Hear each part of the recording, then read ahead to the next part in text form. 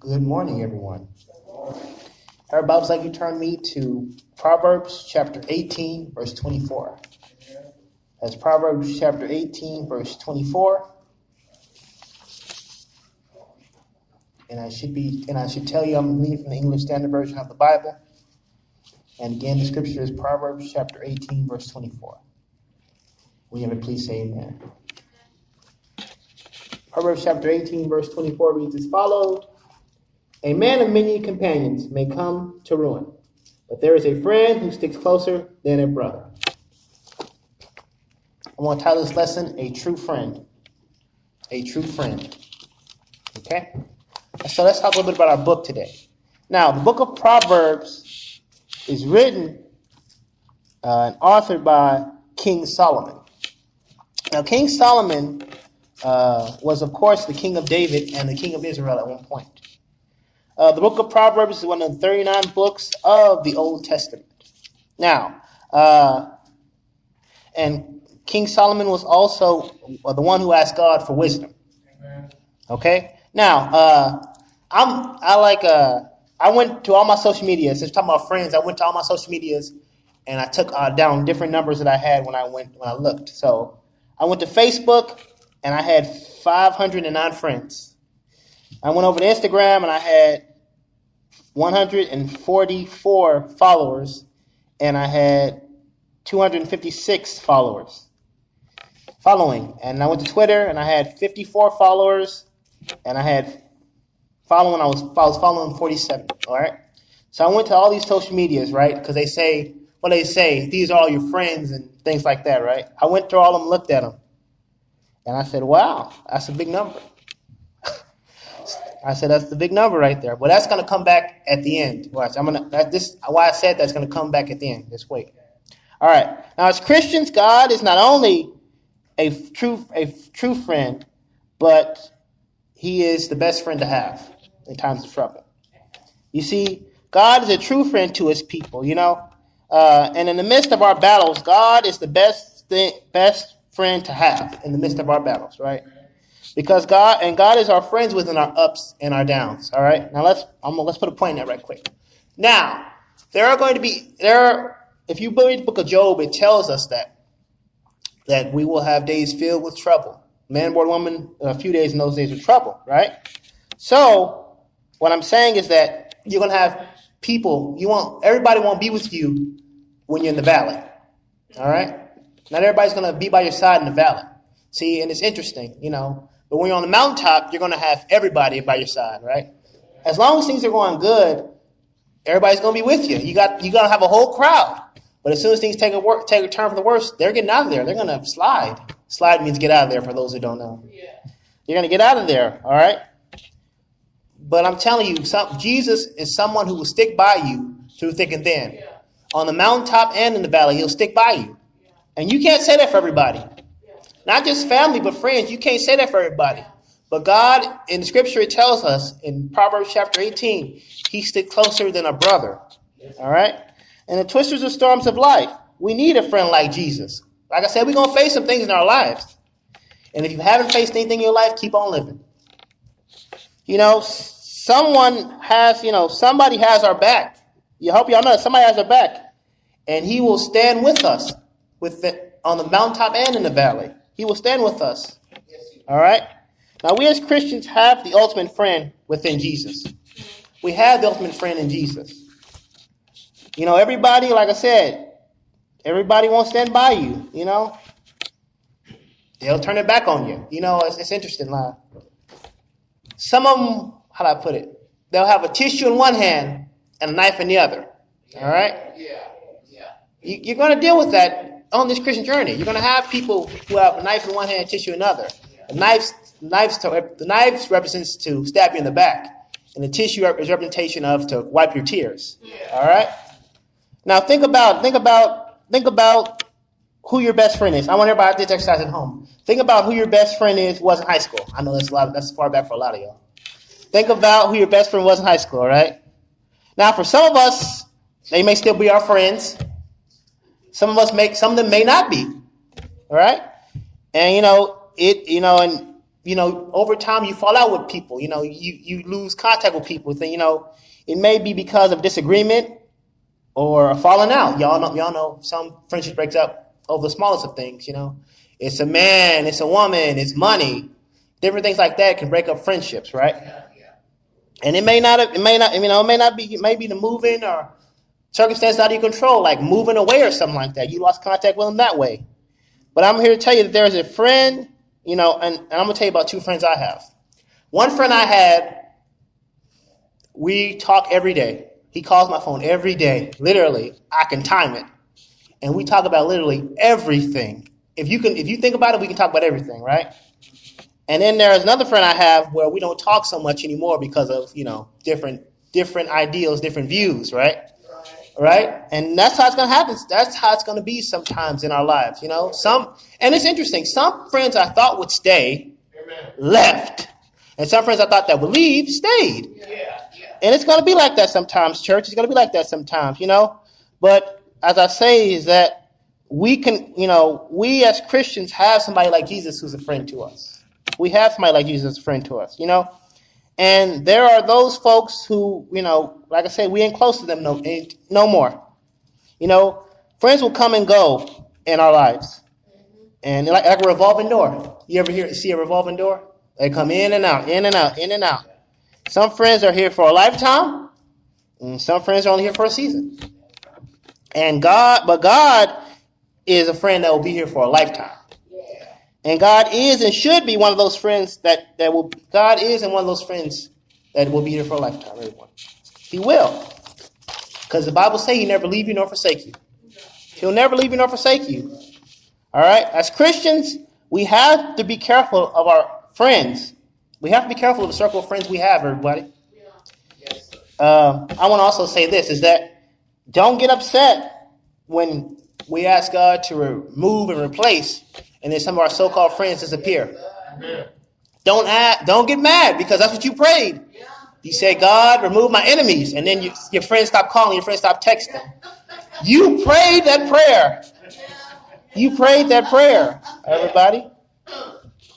And it's often, like I said, it's for our good. When He removes and replaces somebody, removes a friend from our lives, it's for our good. All right? Because God, like I say, God knows everything, right? So He knows the intentions of that person. He not only knows your mind, but He knows their mind. He knows their intention, everybody. And we have to be careful. Like I said, we have to be careful of so-called friends.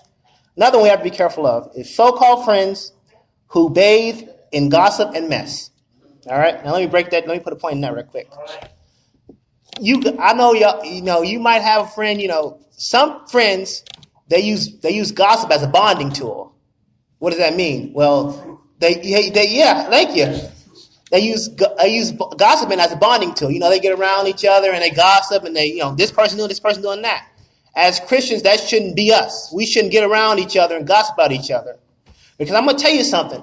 Gossip hurts people, but the gospel helps somebody. Yeah. So as Christians, let's get around each other and start talking about the gospel, and let's stop talking about gossip. Let's stop talking about gossip, everybody. All right. And because I'm here to tell you something, is that the gossip that you hear may not be true about that individual. Yeah. It may not be true about that person. That could be a lie, and you spreading a lie about an individual. Yeah. And I always think about that. Put yourself in that person's shoes. Okay. That person that you gossiping about. Put yourself in their shoes. Yeah. And ask yourself, if that person was me, would I want somebody gossiping about me? Would I want somebody talking about me like that?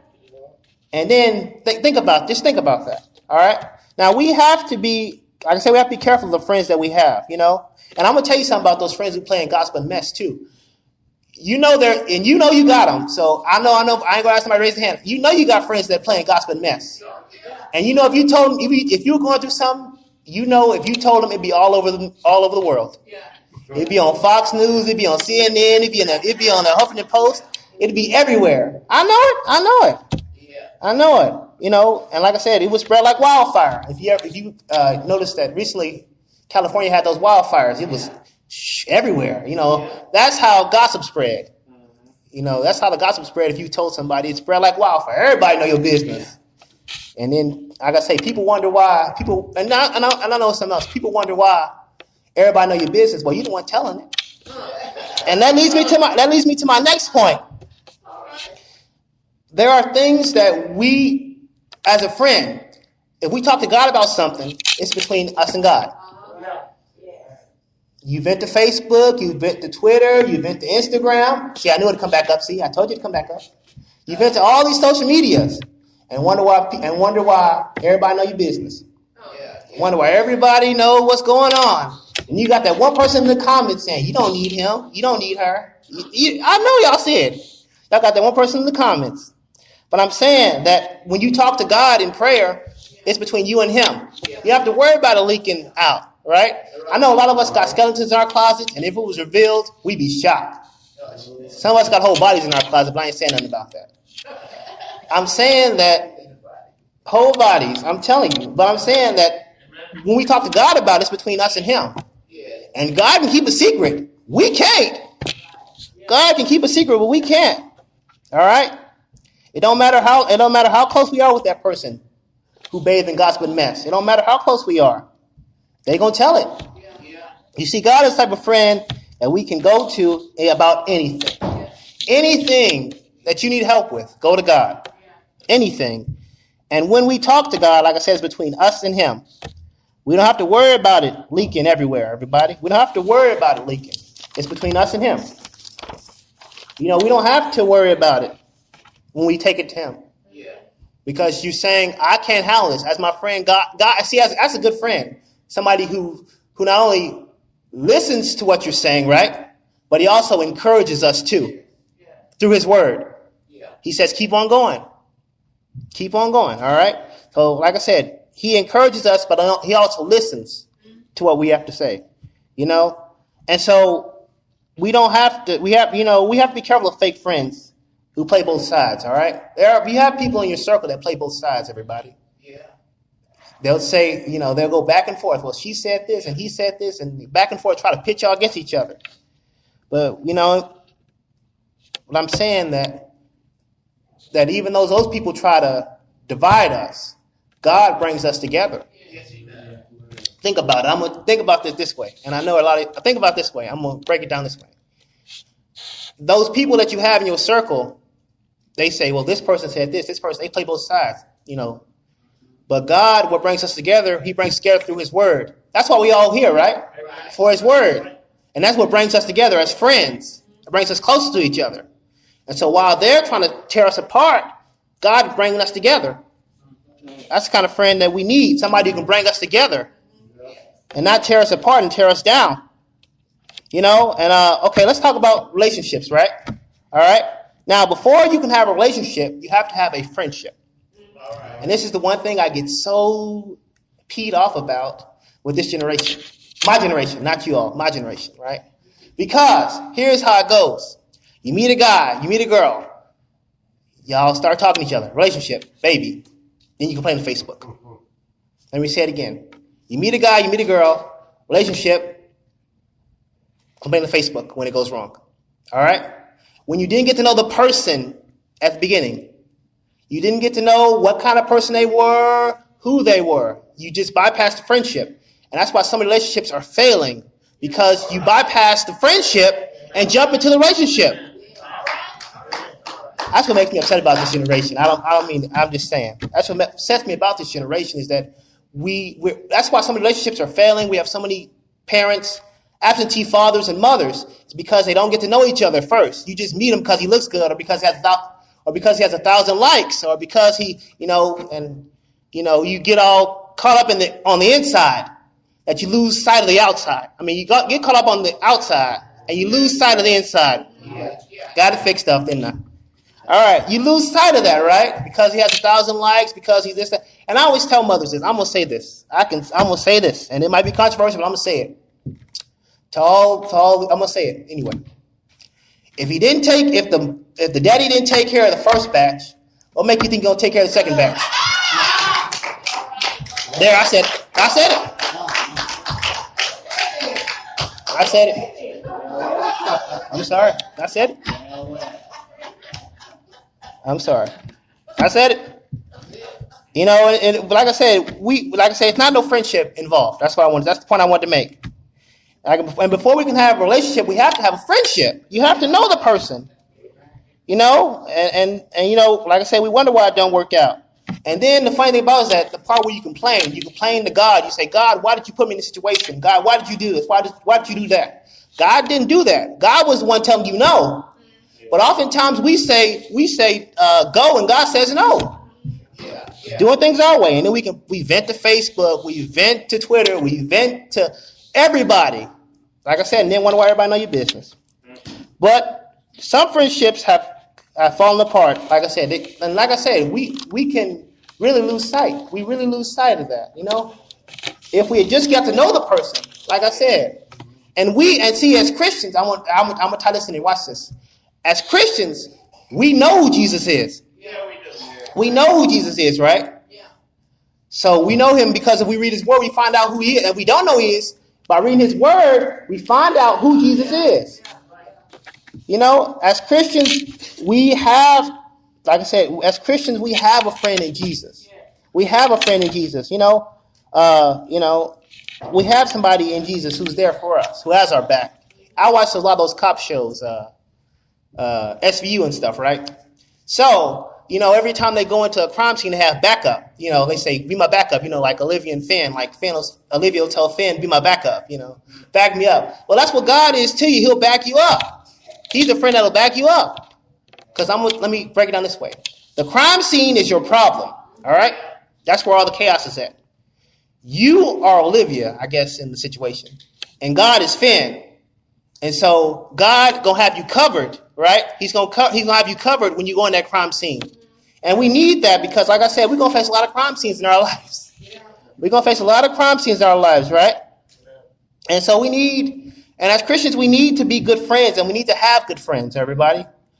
As Christians, as Christians, we need friends who are going to encourage us. Let me tell you the difference between a good friend and a bad friend.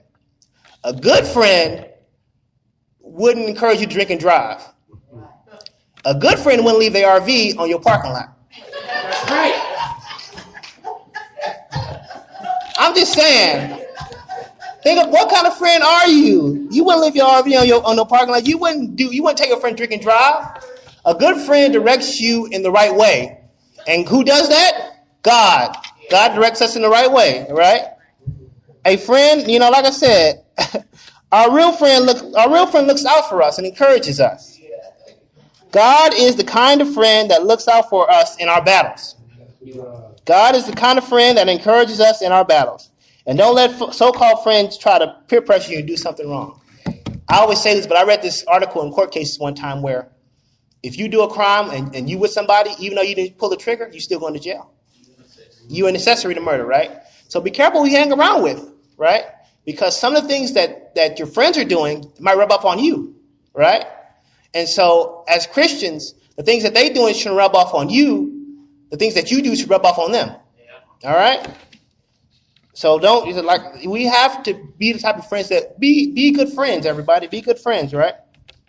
Because, like I said, and by making that choice of associating with that person, they commit a crime, it might be a decision that you might make that you can't come back from. Yeah. Just by being there. You have to be careful who the friends you have. You might make a decision that you can't come back from. Right. Just by being with the man. Being with the guy who pulled the trigger. Amen.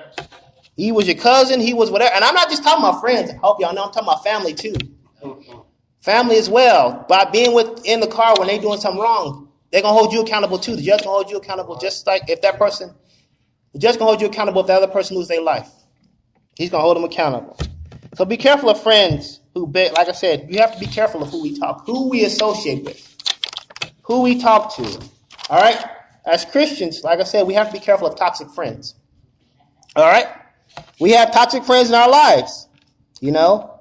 And I always say this, get the scissors and cut them off. Get those toxic friends and cut them out. Cut them out like this, you know? Like with my fingers. Cut them out. You got to cut them out. Because like I said, if they rubbing off on you, then that's bad. But you got to rub off on them. You got to tell them what's right. As a friend, you got to. Because remember what I said before. A friend directs you to do what's right. Yeah. A friend going to direct you to do what's right. So we have to direct our friends to do what's right. If they don't want to do right, we got to cut them off. We got to. Some of us have toxic friends within our life. We do have toxic friends. Some of us do. When God starts to, like I said, when God starts to remove and replace them, don't get upset. Don't get upset with God when he starts to remove and replace them. Because he's only looking out for your good. He's only trying to do what's right by you. You know, we always get mad at God. We always get mad at everybody. We get mad at God because he's only doing what's best for us. And see, I realized something, is that God does something, right? And then we don't see, and sometimes we don't see the result, or sometimes we see the result later, like, oh, God, I see why you did that now. You know, you don't see it later on. But you got to realize it from the beginning that God's doing it for your good. He's doing it for your good. You see, God not only removes toxic friends, but like I said, he removes family too. Some people in our family are toxic. I'm here to say it. I don't care. I don't care what. Some people are toxic in our families.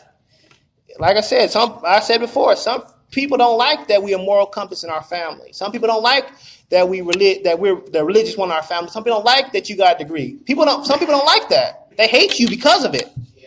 They hate you because of you, because you're Marchall White, because you're Reverend Bell, because you're Reverend Daniels. They hate you because of who you are. And I can't do nothing about it because I told them I ain't going to change. I'm Marchall White through and through. So like I said, our toxic friends won't change, like I said. And I'm going to tell you something else. You can't change somebody that don't want to be changed either. I'd say this a lot, but that person has to want to change.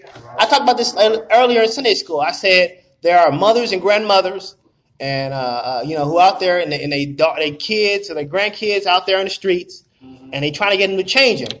You can't change that child now. You can't change that child. They got to want to change for themselves.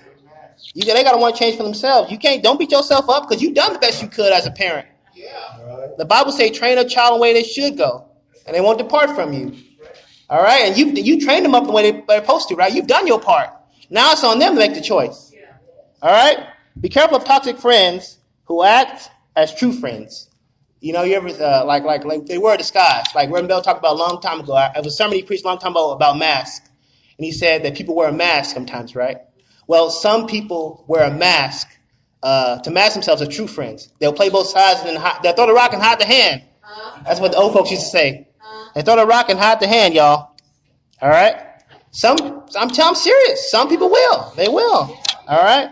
Now, in our life, we either are a toxic friend or we are a true friend. As Christians, ask yourself, am I a toxic friend or am I a true friend? All right? We have to ask ourselves, are we true friends or are we toxic friends? All right? Now, as I close, I want to say this. Reverend Daniels preached a message a long time ago, and I really love this message. He talked about what's love got to do with it. He preached a message a long time ago. And I thought about that message because I thought about Jesus. And I said, what's love got to do with it? Well, Jesus is our friend, right? And our friend Jesus went to the cross for us. For me, for you. He went to the cross for us. And that was out of love for us. So think about that. You have a friend named Jesus who went to the cross for you because he loved you so much. And think about it. Some friends you got right now on your phone, I got like over a dozen contacts. If I called them right now and said, go to the cross for me, they wouldn't do it. They wouldn't. I'm going to be serious. Like I said, I'm going to give you a list again. I had over a dozen followers on Facebook and Instagram and Twitter. I gave y'all a list. I gave y'all 100-something list. If I asked any of them to go to the cross for me, they wouldn't go to the cross for me. But I have a friend named Jesus who will go to the cross for me because of his love for me. Because of his love for us, he went to the cross for us. And I also want to say that we always talk about him going to the cross, but we also need to talk about him coming back too. Because our friend Jesus is coming back for us. He's coming back for us. And I'm so glad you all agree with me on that part too. I'm so glad you all agree with me because what I'm about to say next is I'm about to close. But what I want to say next is that it's up to you all, as if you want to see your friends and your family in heaven, is to tell them out there. Tell them out there who Jesus is. Don't make them. Just tell them. All right? Just tell them. Tell them about Jesus. Tell them about a friend named Jesus who won't change up on them, who won't turn their back on them, who won't stab them in the back. Someone, Jesus, who will stick by them closer than a brother. Thank you.